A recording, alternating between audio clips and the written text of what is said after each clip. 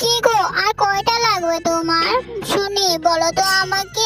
আমি থাকতে তুমি আরেকজনকে নিয়ে এসেছো, আবার কাকে চাইছো তুমি? হ্যাঁ, কি হলো সকাল সকাল আমার স্বামীর সাথে কি নিয়ে এমন ঝগড়া শুরু করলে? হ্যাঁ, আরেকজন এসেছে, তার স্বামী। ভুলে যাসনি ইমেজকে প্রথমে আমার স্বামী, তারপর এসেছিস তুই।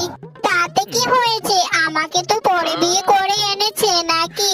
তোমাকে যদি এতই ভালোবাসতো তাহলে সব সময় স্বামী আমার কাছে থাকতো না, তাই না বলো? আহা, কথা দেখো 2 দিনের বউয়ের, আর কদিনে কথা বলতে পারিস? আমিও দেখবো কোন নতুন আরেকজনের মন চেয়ে বসেছে তোর পানে। স্বামীর দিক দিয়ে নজর দিয়ে রাখিস তোর স্বামীকে। আমি তো আর পারিনি। এ কি সব আজব আজব বকছো? কি গো, তুমি কিছু বলছো না যে? হ্যাঁ হ্যাঁ, জিজ্ঞেস করে দেখ কি গান গাইছিল তোর পানের স্বামী। আমি শুধু গানই গাইছিলাম, এমন কিছু করছিলাম না। ছোট বউ, তুমি ওইসবে কান দিও না তো, আমি এমন কিছু করছি না। এ তো আমি ভালো করে জানি, বড় বউ তো আমাকে নিয়ে হিংসে করে, সেজন্য তো তোমাকে নিয়ে এমন কথা বলছে। আচ্ছা বলো, তুমি কিছু খাবে কিনা? আমি এখনই বানিয়ে দিচ্ছি। আরে, আমার স্বামী কিছু খেতে চাইলে আমাকেই জিজ্ঞাসা করবে। মিচকে, বলো তুমি কি খেতে চাও? আরে থামো তো তোমরা। তোমরা দুজন মিলে আমাকে 2 রকমের জিনিস বানিয়ে খাওয়াও, যারটা সবচেয়ে ভালো হবে আমি তার জন্য রাতে সিঙ্গারা নিয়ে আসবো।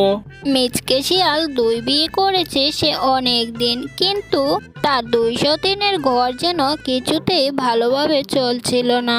বড় বউ আর ছোট বউ প্রতিদিনই ঝগড়া করত। যে করেই হোক, আজকের খাবারটা ভালোভাবে রান্না করতেই হবে। স্বামী যেন আবার ওই ছোট বউর কাছে না চলে যায়। রাতে সিঙ্গারাটা আমাকেই পেতে হবে।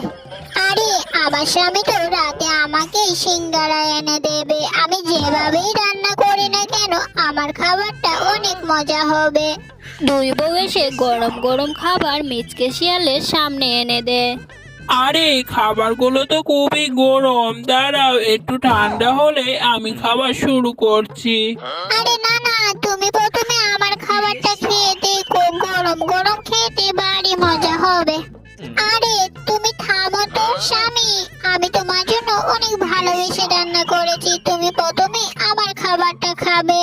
2 বউ মিলে জোর জবরদস্তি মিচকে শিয়ালের মুখে গরম খাবার খাইয়ে দেয়, আর তাতে মিচকে শিয়ালের মুখটা পুরো জ্বলে যায়। আরে থামো থামো, এ কি করছো তোমরা? পাগল হয়ে গেছো নাকি? যাও, আমি তোমাদের কারো খাবারই খাবো না। আমার মুখটা পুরো পুড়ে দিয়েছো। ও মা গো, ও বাবা গো।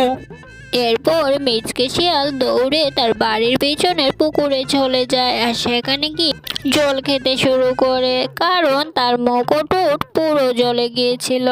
দিলি তো তোর জন্য আমার স্বামী খাবারগুলো না খেয়েই চলে গেল। এখন আমি এই খাবারগুলো দিয়ে কি করব? হ্যাঁ, এই কথা তো আমারও। আমি অনেক ভালো করে আমার স্বামীর জন্য রান্না করেছিলাম। আমার স্বামী আমার হাতে রান্না খেতে চেয়েছিল, তুমি তো জোর জবরদস্তি করলে। এইভাবে মিচকের 2 বউ আবারও ঝগড়া শুরু করতে লাগে। এইসব কিছু পুকুর পাড় থেকে মিচকে শুনতে পায়। না, মনে হচ্ছে আর বাড়িতে থাকা যাবে না। এই 2 বউ মিলে সারাক্ষণই শুধু ঝগড়া করে আমাকে বাড়ি থেকে তাড়াবে, এমনটাই মনে হচ্ছে পরিকল্পনা করছে ওরা।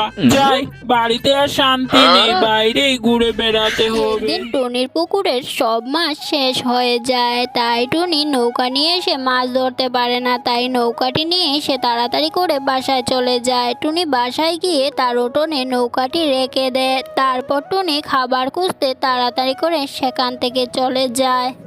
টুনি চলে যাওয়ার কিছুক্ষণ পরই টুনির উঠোনের পাশ দিয়ে একটি ভালো ডাইনি যাচ্ছিল। ডাইনিটি দেখতে পায় টুনির উঠোনে একটি ভাঙা নৌকা রয়েছে, তাই ডাইনি মনে মনে ভাবলো টুনিকে একটি জলজাহাজ বানিয়ে দেবে। ডাইনি তার জাদু দিয়ে টুনির জন্য একটি সুন্দর জলজাহাজ বানিয়ে দেয়। তারপর ডাইনি তাড়াতাড়ি করে টুনির উঠোন থেকে চলে যায়। ডাইনি চলে যাওয়ার কিছুক্ষণ পরই সেখান দিয়ে একটি ভয়ানক রাক্ষস যাচ্ছিল। রাক্ষসটি টুনির উঠোনের জলজাহাজটি দেখতে পেয়ে বলে, এই ডাইনিটা তো দেখছি টুনিকে শুধু সাহায্যই করে যাচ্ছে। ডাইনির সাহস দিন দিন বেড়েই যাচ্ছে। আজ আমি এই জাহাজে আগুন লাগিয়ে দেই। আরে বা, জাহাজে তো আগুন লাগিয়ে দিলাম, এবার তাড়াতাড়ি করে এখান থেকে চলে যাই। এই বলে রাক্ষসটি সেখান থেকে তাড়াতাড়ি করে পালিয়ে যায়। আর এদিকে টুনির জাহাজটি আগুনে জ্বলতে থাকে। পক্ষীপুর জঙ্গলে এক টুনি বসবাস করত। তার কাছে ছিল একটি সুন্দর হেলিকপ্টার। টুনি যেখানে যেত হেলিকপ্টারে চড়ে যেত। টুনি রোজ দিনই তার হেলিকপ্টারে চড়েই খাবার খুঁজতে যেত। এইসব ঘটনা দূর থেকে একটি ভয়ঙ্কর ডাইনি দেখতে পায়। ডাইনি এইসব থেকে মনে মনে খুবই হিংসা হয়। তাই ডাইনি বলে, এই টুনিটা তো দেখছি বড্ড বাড়াবাড়ি করছে, যেদিকে যাচ্ছে হেলিকপ্টার নিয়ে যাচ্ছে। আমার কাছে তো জাদু রয়েছে, আমি একবার আমার জাদু শক্তি দিয়ে একটি সুন্দর হেলিকপ্টার বানাই, তারপর আমিও টুনিকে দেখিয়ে দেখিয়ে হেলিকপ্টারে চলে যাব। এই বলে ডাইনি তার জাদু শক্তি প্রয়োগ করে। তার জাদু শক্তি তার কথা না শুনে তাকে হেলিকপ্টারের বদলে একটি রকেট বানিয়ে দেয়। ডাইনি রকেটে চাপার আগেই রকেটটি ডাইনিকে না নিয়ে সেখান থেকে উড়ে চলে যায়। ডাইনি বুঝতেই পারে না যে রকেটে কিভাবে চাপবে। একদিন হাতকাটা বুড়ো আকাশ পানে উড়ে যাচ্ছিল। যখন মাঝ আকাশ দিয়ে যাচ্ছিল তখনই হাতকাটা বুড়োর হাতটি পড়ে যায়।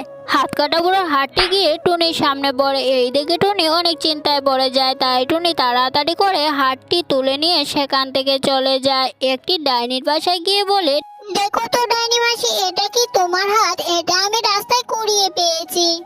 আরে না রে না, এই টুনি তুই কি পাগল হয়ে গেলি নাকি রে? আমার দুটো হাতই রয়েছে আমার কাছে, এখান থেকে যা তো, এটা অন্য কারো হবে হয়তো।